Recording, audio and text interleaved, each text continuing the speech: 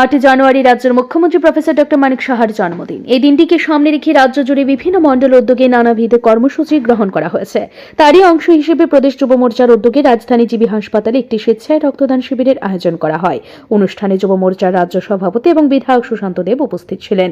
তার সঙ্গে উপস্থিত ছিলেন দলের নেত্রী পাপিয়া দত্ত সহ অন্যান্য বিশিষ্ট ব্যক্তিত্ব। সুশান্ত দেব বলেন, রাজ্যের যুব সমাজের মধ্যে নেশামুক্ত ত্রিপুরা গড়ার বার্তা ছড়িয়ে দিতে হবে। মুখ্যমন্ত্রীর নেতৃত্বে আমরা এক ত্রিপুরা শ্রেষ্ঠ ত্রিপুরা গড়তে অঙ্গীকারবদ্ধ। আপনারা সবাই অবগত আছেন, আমাদের রাজ্যের জনপ্রিয় মুখ্যমন্ত্রী জননেতা প্রফেসর ডক্টর মানিক সাহার শুভ জন্মদিন। এই জন্মদিনকে সামনে রেখে আমরা ভারতীয় জনতা পার্টির কার্যকর্তারা বিভিন্ন এলাকায় বিভিন্ন সামাজিক কর্মকাণ্ড হাতে নিয়েছি। আজকে ভারতীয় জনতা যুব মোর্চা 6 আগরতলা মণ্ডলের উদ্যোগে আগরতলার জিবি যেই ব্লাড ব্যাংক আছে, ব্লাড ব্যাংকে আমরা মহতি রক্তদান উৎসবের আয়োজন করেছি এবং আপনারা অবগত আছেন আমরা বিগত দিনেও এরকম অনুষ্ঠান করেছি, সামাজিক কাজ করেছি। আগামী দিনেও আমাদের এরকম সামাজিক কাজ আমরা কন্টিনিউয়াসলি করে যাব।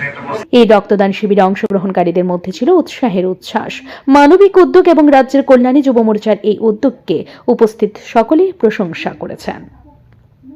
ব্যুরো রিপোর্ট, ঋদ্ধি নেটওয়ার্ক।